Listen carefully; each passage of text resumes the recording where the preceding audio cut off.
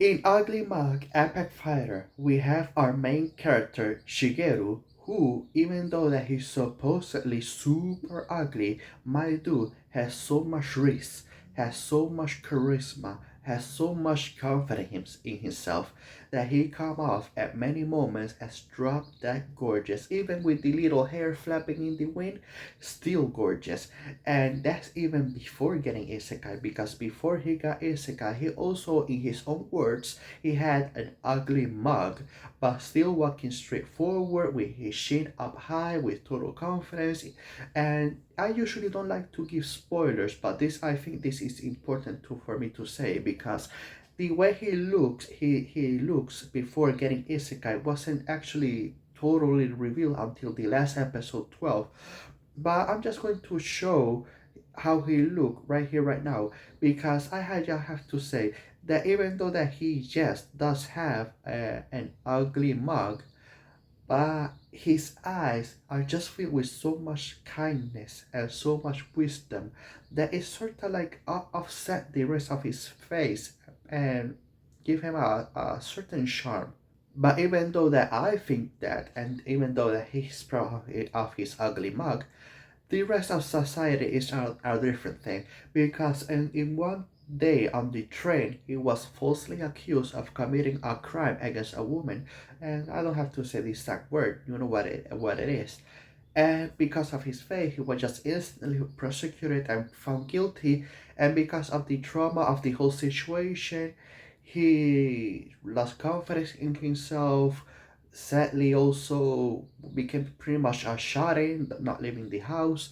And it wasn't only by the stroke of luck of finding information on the internet about him doing a specific something to get isekai, that he decided, okay, let's start anew in a new world, where he went a little bit too crazy when allocating his stats, because he put his looks in negative 3000 so that he had more points to allocate in stuff like intelligence, strength, and endurance.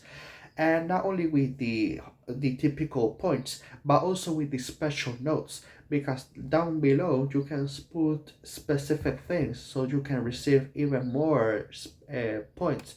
So he put, oh, if a woman touched me, I receive 100 points of damage. If I ever have sex with a woman, I will die instantly on the spot. So yes, he went a little bit too crazy with the point system and with the whole special note things, because that thing is permanent. There, at least in the first system that we saw, there's no way of changing your special notes. So he pretty much, in the new world, he's also going to die a complete virgin. Now he has said himself that even before getting isekai with his looks, he never thought of, even though with the confidence that he has on himself, yet he knows realistically finding out a girl to marry somebody like him would be next to impossible. So the whole thing of him losing his V card, he already subjected himself towards it. But let me just say that in his new world, I think that he has a better chance of finding a woman, and he going to very much regret putting those special notes in there. Now, I think I'm talking about Shigeru enough. Let's talk about the other characters, because when our main character Shigeru got isekai, he didn't get isekai alone. No, they were in the little cabin where he woke up. There were other people with him. Seika, the girl with the black hair, Riku, the little blonde girl, and Seiji, the other guy with the other guy, tall guy, handsome guy. Well, the other three all are also part of the main cast together with Shigeru. But let me just say, out of the three new people, Seika completely stole the show. She is just super kind-hearted, but also a scatterbrain. But she's so fun to watch, because every scene that she appears in, she always either says something crazy but entertaining, or she does something super kind, wholesome, but also at the same time super funny. Because Seika is just so out there with her personality, not in a super hyper, oh crazy type of way. No, she's just a little bit how do I say it? It's difficult to put in words, but let's just say that she's super interesting to watch. Always saying, "Oh, I'm a rich woman. Oh, guess what? I have in hand a huge hamburger," and she has it right there front and center. It's difficult to explain her personality, but she's just out of everybody. She's just the most interesting to watch. Not to say that the other two, Riku and Seiji, are boring to watch per se, but they just fell short compared to Seika. Seiji, the best way that I can explain to his personality is he has a strong sense of justice, and he's a little, well, not a little, he is quite a shooting, because he went all out there in his special notes, when it comes to allocating his stats, where he puts, "Oh, I want to transform into a hero of justice with wings, an eye in the middle," and he just went all out in the description, how he wants to have a special transformation, and he just went all out there with his inner shooting. It was very cringe to watch when it comes, especially when it comes to Riku, because Riku is. I don't mind spoiling it, because Riku is actually Seiji's sister, and she has the ability to watch other people's special notes. And she saw how Seiji put all of that information, detailed information, and she was just, each time that she thinks about it, she just goes, "Ooh, cringe." And it was just hilarious to watch sometimes. Not as hilarious as Seika, but still hilarious.